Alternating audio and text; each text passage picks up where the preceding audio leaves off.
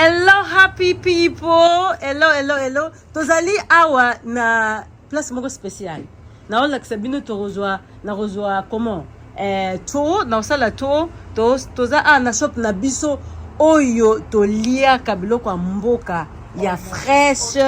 Yeah, comme on bozo ka déjà All Nation Store. Alors, shop na biso za biloko ebele ya kosoma na gros tout comme na détail. Bon moi ba carton ba huile. Tout comme na détail, babiloko oyo nyonso mama angolaise, mama congolaise, gabonaise, togolaise, ayaka awa somaka biloko na ye, tout comme ya frais, moni ba légumes, tout comme pe oyo tozaka pe ya frigo congelé, ya oyo toliaka. All Nation Food Store ezali pembeni ya Tottenham High Road, tokotia ba contact na bango. Biloko nyonso ezali awa olingi ya komela ya kolangwai alcool ya se alcool ya komata nyonso ba ingrédients tout est là. Alors toye kotala bango tout comme toye pe proposer ba question na biso ya réflexion na nga réflexion na yo réflexion na biso nyonso question na biso oyo ezalaki ya semaine oyo tolingi to poser ba papa na biso oyo tobengaka ba champion ba papa na biso oyo tobengaka ba mokonzi ya famille. Alors biso réflexion nde nazo yebisa bino toye kotuna question et puis toye kosala shopping na biso question na biso ya semaine oyo ezalaki oui là est-ce que wana de eza opinion ya mutu nyonso tozwaka ozala mutu ya religion te réflexion na biso yeah ozala kwa BBC papa réflexion na biso ezwaka opinion ya mutu nyonso oyo ke azali koloba po biso toyoka tozwa 1+. Oh, do you want me to question you? Do you want me to translate in English? Maybe your opinion can be matter, yeah, because every opinion matters. Yes. This is a reflection. Reflection is the channel Lumière Kambulu, the channel from YouTube. We are live every Saturday to one of our Congolese studio. We call it DM5 studio. We talk about life matter, life, spirituality, relationship, anything. So this week we came with questions. We have each week questions. It will go around the community. We share opinion and then we put it in our channel. I will start with Lingala, but I'll come back to you. Do you understand Lingala? No. Yeah, can I ask you, where are you from? I'm from Nigeria. Yeah, Africa is one. Nigeria, they can be Congolese today, they can be Congolese tomorrow. Yeah, so we are one. But I will start with Lingala first. But Papa, bonsoir, Papa. Oyo, CEO, chef ya Nation Store. Papa, pesa biso kaka en bref, adresse toko ya a ndenge nini? Mutoruta wapi akotawa ezande nini? Potokoma a. Kokoma is a simple. So that party à Tottenham High Road. Au Moni police station à Tottenham. Tout à fait. So il y a juste un point bus 123 na 76 et kota awa na babala oyo au kitanare au babengi Park View. Et là juste arrêt moko avant station à Tottenham Hall. Au kiti wana so kiti maman moni biso. So où tu as dit so 76 au bus 41 au Kitana Retail Park au ya Tottenham L au so Kitiwana au kati gauche au Sagan Dozo Deluxe Mana au Deluxe Mana restaurant, one of the best restaurants. Yes. Or bien à Kolbape, the only best restaurant. Yeah, in our community. Yes, it's okay. Déjà international. Ah oui, on est the only best Congolese restaurant. Ah ouais. C'est juste wana to kangama nango. So komi wana biso za wana kotaka kuna nkatotuni bango All Nation Store au mona biso awa. Donc za numéro 121 High Cross Road London. Postcode is N17 9NR. Donc to is next to the Deluxe Man. Same building hein. Ah, merci. Ok, merci beaucoup. Papa, toza biso monte toza na papa mais balingi opinion na bango eyoka na mais emona na te. Réflexion alekaki dimanche passé na Chanel na biso apesi biso ba question. Depuis ça ba question chaque dimanche oyo ke to partageara na communauté du dimanche au dimanche. Toloba allez Le week. Weekly. Donc par semaine. Tozui ba question, tozui ba réponse, te tie na Chanel mutula mutazui aye. Et ça lokola pa outé, ozo boaka oyo ozwa ezui. Alors, question ya semaine na biso ezalaki est-ce que mutu nyonso asalaka na église tout comme asalaka bisika ya cher, asalaka na basala nzambe. Il faut kazala mutu malamu, bato baponaka wana. Yeah, bato baponaka wana papa. Il faut kabaza bato malamu. Oui. Bato baponaka. So poni mutasa musala nzambe, fata mutu malamu. Bon, ce que yo yeba ndene za mutu malamu. Faut to yeba pe bato nelongi na mutema te. Mais il faut voir na ye. Mutu akoyaka lelo te l'église mutu aye lelo yomba moko jo poni, non? Tant balobaka ke mutu aye abandi formation ministérielle. Abo betape nyonso ti wana. Oyeba libanda ya Bible ou bien Coran. Si vous êtes musulman ou bien zoginine. Oyeba libanda ya buku na bino comportement na ya mutu. Comment réagir na kanda? Comment réagir na ici? Comment ça na habilité au salamaka? Est-ce que de nature azama mamba obudi? Pour on est là sur la spiritualité. Les comportements ya mutu. Et ça te ka ke kotala ke fo ya moko boya assemble la makasa lo bakalang nde ona za liboso. Non, pas du tout. Tout ça route na famille na ndenge bango bakolela, ndenge famille na bango baza bata fier. Ya zo bateka osala fier, mais ndenge bakoko bango so hotel ko ba ya fier. Ata ko sambe la fier wana ko longwa et ozala kaka. C'est pas mutu tu ba perdre en charge. Tout le monde est tout est. Yo pia mutu charge ndaka papa na maman ne. Basimi c'est ta fongo na ndako te. Monika fongo na ndako. Papa do kenda ti jo. Donc ça une responsabilité te. Na déjà na ndaka tatania maman zala ta fongo la. Monta clé. Yeah. Simba clé. O fongo la soki nan baba tikela été. Ata ba pesa été te que no somba biloko boye. Kabola ndeko bo ba pesa été. Donc déjà kuna zona responsabilité te. Le rôle la bongo la mutema abanda osamba biloko bambo la responsabilité. Yango to mona bakake. Responsabilité wa banda angona. La base graduel. Graduel. Ok. Ce que papa yo binde c'est que mutuka soki obe bato yo bazala loboko pete na église.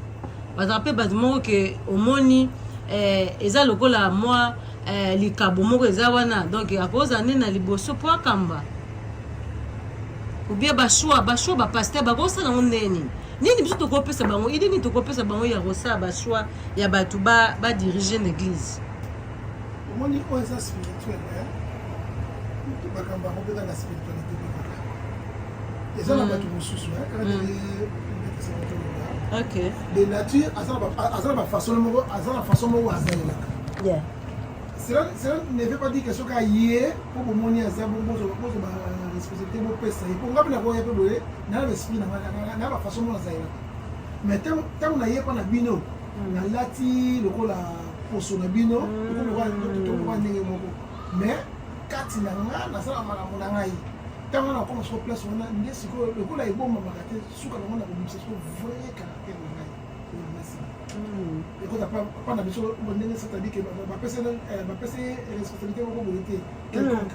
Mais bino pour bon mona de façon na zaïbo sur le pesi ngai. Ndo mona dega. Alors ce que nous sommes ensemble on bien ça bien on a ça bien na fondement pas bien.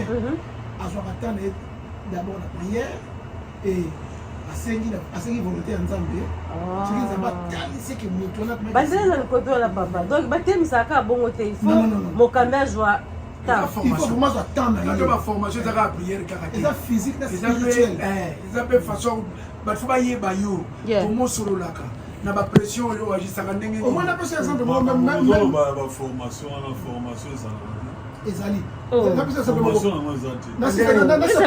ndeni papa nga nazala na oncle na moko centre même azalaki malamu te ya malamu nyonso te bien azalaki dirigeant ya bachoral akoya na église na bino choral donc ezalaka nul ani koforme mais azalaki na défaut moko ya makambo basi soki aye wana aforme mais na suka nango akotourne na bafe nyonso ya église na suka kutu omona 3-4 asente bango mais moto bongo yo te ba formation moto bongo so bovai na ye 10 ans aosala ngo une fois bo comprendre que Et l'autre chose, et là, on y a sauté sa formation. On dit formation. On changera même façon de réfléchir.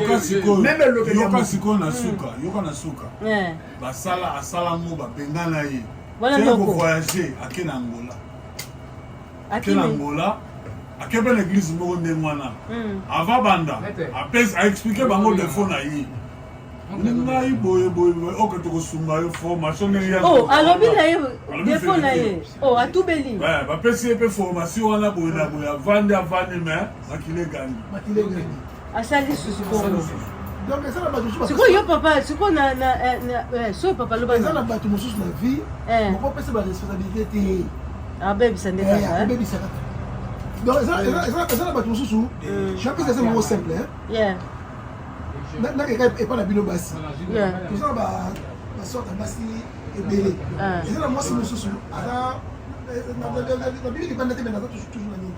Moi si on a physiquement par là à poser à kitoko. Moi si mosusu le business à makasi. Moi si mosusu na koloba kitoko. Sikoyo mais ça n'a pas monsieur sera yé sika et le bel naïe pas. Pourquoi ne lo bel naïe quoi yebi ko. Mais ça va la monsieur yebi da koloba te. Mais ce qui ça na peut-être parler c'est spirituel. Ce qui musala nzambe wana hein et ka ça pena moto yo nzambe pena pona tinda ye. On fait qui na moto. Aza makambo akosala kotuna ye façon nde bakosalela soki na okomprendre ke moto oyo ye te oyo ye même soki na ndenge ya mokili tomoni yango mokosala orchestre ekozala moto oyo bayembaka na ye bien te mais tike nde kotelemaka nde apozaka kitoko alataka bien soki atelema décor ya kitoko ye fo asala kaka wana de batie kaka wana mpo na misala oyo asalaka aza na bavolonté moko boye osala misala moko boye bozoka botie wana mais kati na ye ekoganga toujours donc voilà bon eloko balobi eloko nga na koloba kaka formation eza processus oli formation eza processus motu soko asala droit so na osolane na ye bato baza juriste motu soko asala baformation technique asa baélectricité omoneka so bokani yo comprendre motu soko aza mathématicien soko solane o manomoni ya bandozo baréflexion ya ndozo basolution rapide azati kutomina ta Congo bapolisier nde baya bavandi badeba milai ebanango jo wana oyo ya rasta wana matali français na français okoba bibatu bobimba français solution eza te eza par rapport à baformation soki bopesi bato eza soki motu aye na église apasse vraiment na étape ya formation je vous jure bokoyeba so aza malamu to te bokoyeba na niveau topesa responsabilité to te motu mosusu bokopesaka responsabilité ya kokomba oyebi ke yesu bomemie na responsabilité oyo aoyiba nani aolinga basi ko boyeba na biso soki azaka motu moko aye ndenge alobi te mas bogal makourage mwanini ebambole responsabilité ya monene bon sikoyo likambo mosusu toyotunake mosala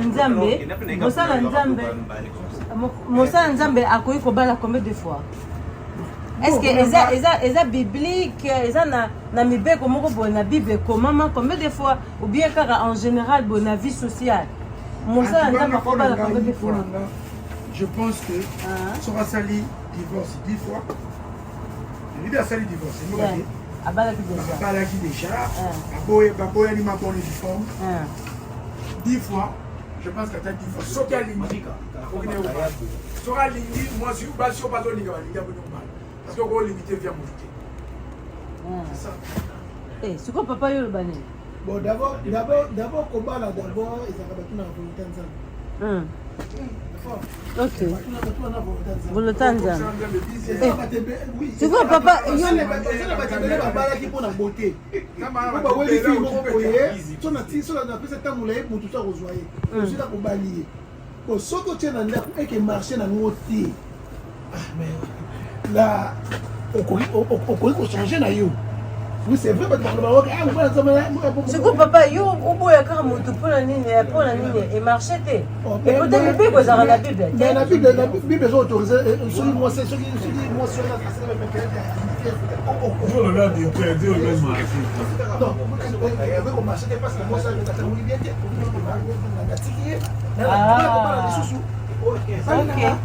ya na biki ne banya baki batuna toujours volonté ya nzambe bonsoir salade c'est la docteur Yeah.